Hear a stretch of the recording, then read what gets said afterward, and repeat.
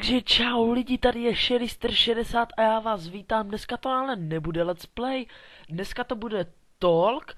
A v tomto talku vám chci sdělit, že ode mě nečekejte jenom Minecraft videa z Minecraftu, ale očekávejte ode mě také videa z jiných her, například určitě budu točit Call of Duty Modern Warfare 1.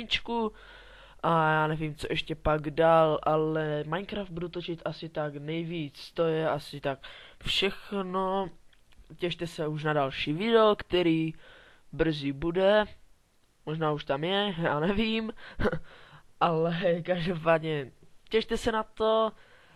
To byla jen teda taková informačka krátká, nic jsme tu nedělali, jenom povídali, takže zase se s vámi loučím po minutě, ani ne, možná to ne. Ale to je jedno, prostě sdělil jsem vám to, co jsem potřeboval a teda těším se na vás už na další let's play, nebo na něco, co uděláme, nevím. Čau.